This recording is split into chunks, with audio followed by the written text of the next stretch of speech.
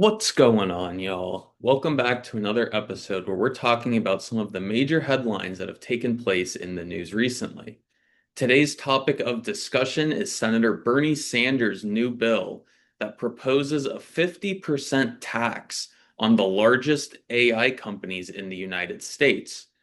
Why is it that he would propose something like this? What are the pros and cons? Well, let's get right into it. Now, as I mentioned, Bernie Sanders is proposing a 50% tax on the largest AI companies in the United States. His bill is called the American AI Sovereign Wealth Fund Act.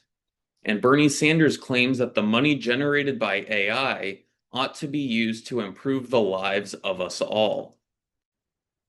Now, there are some underlying assumptions that are being made when claiming that this money ought to be used to help us all. Now, a 50% tax on a company is a very socialist, idealistic step to take. Bernie Sanders has often been compared to a communist when uh, talking about the ideological preferences that he puts forward. And to claim that this is going to improve the lives of us all, well, again, there's a lot of assumptions that go into making that sort of a statement when putting this bill forward. The first assumption that he seems to be making is that industry will continue to grow if it's owned by the government. The second assumption is that companies will remain in the country and not relocate abroad. The third assumption that he seems to be making is that everyone benefits through the expansion of government. So let's break down some of these three assumptions and see why it is that the senator is not correct in making these conclusions. Um, Pointing back to assumption number one, that industry will continue to grow if it's owned by the government. Well, there would be significantly less incentive to start an AI company in the United States if there's the possibility of being taxed at a rate of 50%. When there's you can open you can start a company anywhere else and not have to pay such a hefty tax just to operate.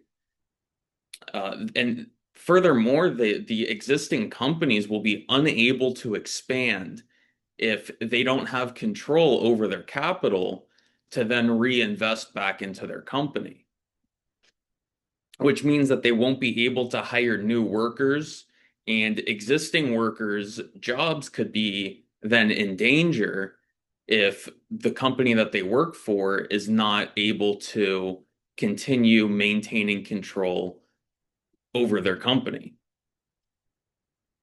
The second assumption that's being made is that companies will remain in the country and not be forced to relocate to other countries. Well, if you're being faced with a 50% tax on your company and there's a plethora of other countries that you could relocate to where you would be able to maintain control over those assets and still operate at the same level that is being currently operated at. Well, of course you're gonna go and you're gonna relocate, and what that causes to have happen again is that US jobs will be affected because these companies will start leaving. And not only will it cause the US to lose all of these jobs, but that also means that the US will be losing a ton of money. Because again, if your company is being seized for half of what they have, there leaves little reason to remain in that sort of an environment. And companies that are seeking to open, to start up, potentially expand into the AI space, well, now they have little to no reason or incentive to do so. Again, because they could go somewhere else and not have to face that same sort of a penalty. The third assumption that Senator Sanders makes is that everyone benefits through the expansion of government, which is, of course, not true. This is very much a communist and socialist ideal that government expansion is a good thing for the people that live in that country. And again, pointing back to the very definition of communism is when the means of production are owned by the community as a whole.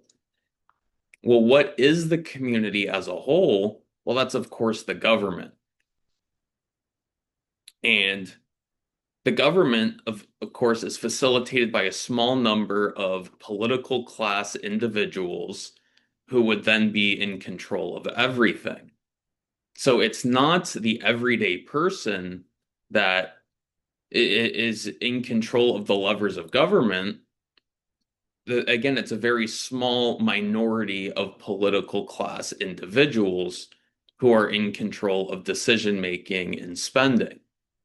So when the term community as a whole is referenced, the representation of the community as a whole is the government.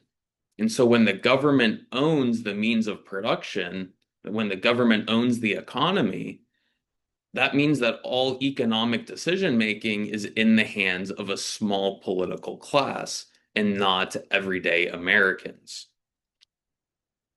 And we've seen the repercussions of these sorts of regimes that seize the means of production from its citizens, and the government then takes control over the state of affairs in the economy, is that what you're left with is, again, it's the political class that become the richest people in the country, and everyone else is left in extremely poor conditions.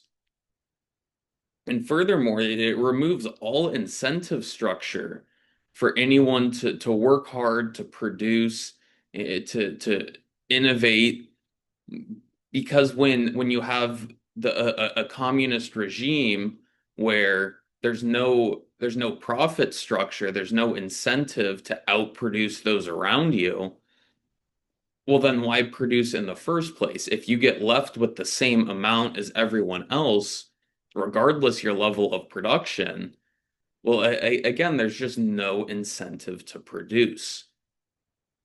So when you apply these sorts of principles to this AI bill in the industry as a whole, well, you're removing all incentive structure for AI companies to continue their level of production, to continue to grow, and to reinvest. And if these companies then move abroad, you're then encouraging that sort of growth, innovation, production in other countries. Namely, at this point in time, our top competitor in the AI space being China. Well, a lot of those jobs would then get sent overseas to China. And all of that money that would then be created by the industry has now left the US with those jobs. Now, on the flip side of a communist structure, you have a capitalist structure where the means of production is owned by individuals. In other words, private ownership, where everyday people have the opportunity to own a stake in the economy. And when you're able to retain ownership over what it is that you produce, you're likely to then produce more of it because you're the one that is now in control of it as opposed to the government. And this creates the ability then to reinvest what it is that you've produced back into the company that you've created to help produce whatever it may be, in this case, AI. And so when you're able to reinvest those resources back into your company, you then create an environment of growth, further production, expansion, which then, of course, leads to more money, more jobs. And as opposed to companies leaving the United States, you might attract companies to come here to set up shop and to further that development of the economy and the job market. Now, according to the World Economic Forum, AI is projected to create 170 million new jobs by 2030, with a net increase of 78 million jobs. Now, it would be pretty nice if we create an environment here in the United States that caters to the companies who will be able to facilitate that sort of growth and development within the labor market. Now, by creating a 50% tax on the industry, again, you're just creating zero incentive for those companies to not only remain here in the United States, but for new companies to start, for foreign companies to expand within this country. And so, again, if you have this 50% tax, you're going to chase the possibility of a net increase of 78 million jobs into other countries. So, I mean, you want to talk about the worst case scenario for the American worker is to have your job sent to other countries. And again, this is a huge reason that Donald Trump was elected back in 2016, is because there were so many jobs that had been sent to Mexico, to China, where companies could receive a huge break on what they have to pay in labor. And so you saw a wave of manufacturing jobs just pick up and leave the United States. And that was something that he campaigned heavily on, was bringing those jobs back to the US. Well, and so we're now seeing the exact same thing unfold before our eyes, is that you have politicians that are creating an environment that would cater for companies to move their jobs to other countries. And so I just think that this would be like the worst case scenario for the AI industry is to impose this 50% tax. And with all of that being said, we do find ourselves at the end of another great episode. I certainly hope you enjoyed what it is I had to say. I hope you were able to take something away from today's discussion, and I hope to see you again soon. My name is Brett Cody Fornatoro. I will see you in the next episode.